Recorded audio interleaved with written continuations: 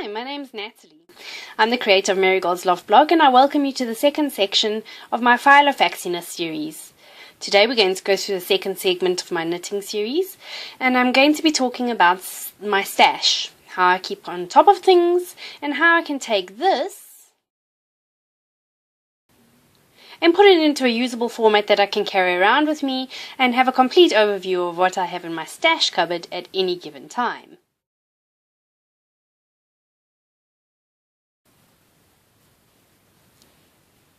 Okay, so let's get back into the knitting section. As you recall, last week I went through my needles and hook section. That video is available for you on my channel or on my blog. Today I want to show you how I keep control of my stash.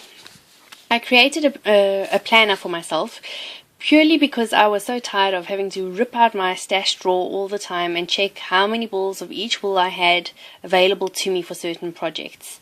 I tend to buy my wool when it's on special, and then I'll buy maybe 1 or 2 balls extra and just throw them into the drawer. And so I was never ever sure how much of anything I had on stock.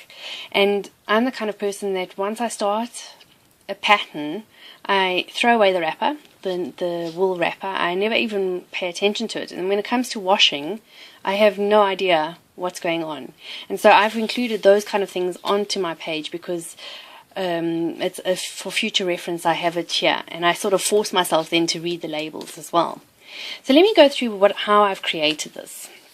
As you can see at the top of the page, I've written the name of the yarn, so yarn name, the supplier who created the wool, where I bought it, the colorway, dye lot, the meterage, how many balls I buy. This, when it says skeins on hand, is how many balls I bought in the initial first buy. The weight per ball, the needle sizes I need, gauge that is included on the label, and the yarn content. Then I've gone on to the second section here. I've added this because in South Africa our wool used to have on the label the weight, so it would say double knit or sport yarn, whatever the case may be. And when I came to Europe, I kind of expected that to be an international thing, and I was quite shocked to find out that it wasn't the case. And so I was sort of like trying to find my way in the dark, which wool was appropriate for which project, and I was going purely on the needle size.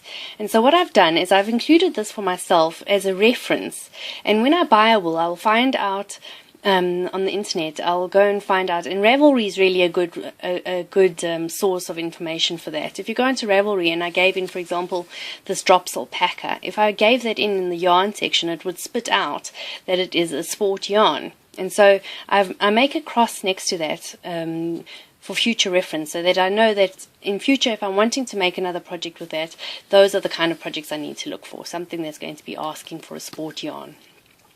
Then obviously I've gone on to the washing instructions, which is important. I never actually paid attention to them on the label, like I said.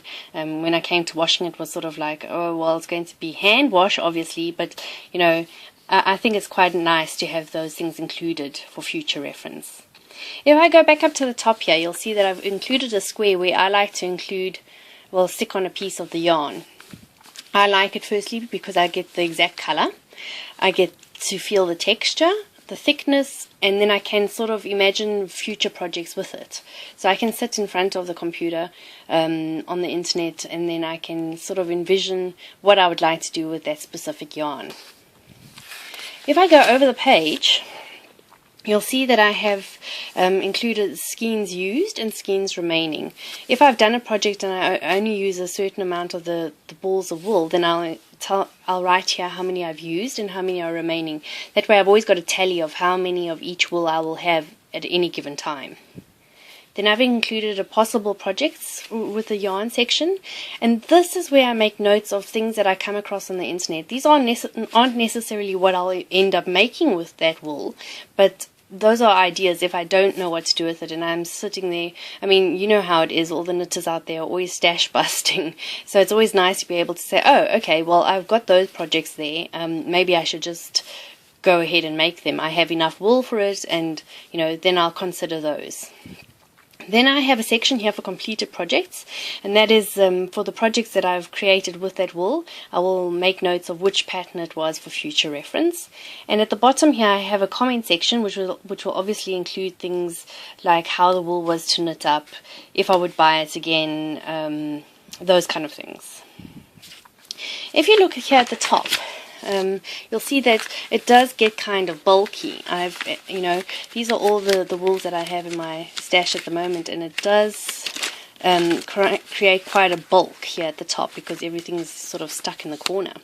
And what I plan to do is when my new domino gets here, I'm going to use my old Filofax purely for my stash wool, so that I can have all of my stash wool in one place, because I don't really need to drag this around with me at any given time. I don't need this information with me while I'm on the road, and so I thought I'd make a binder specifically just with my stash wool.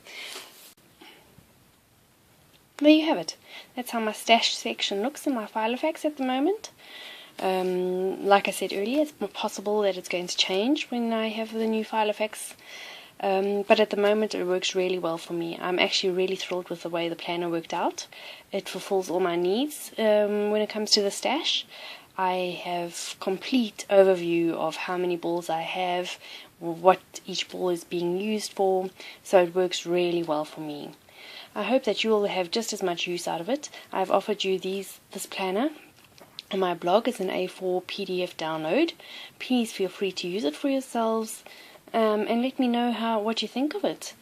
If you've got an A5 Filofax like I do, then you can just print both pages on both sides of the paper, cut it in half, punch it, and you're ready to go.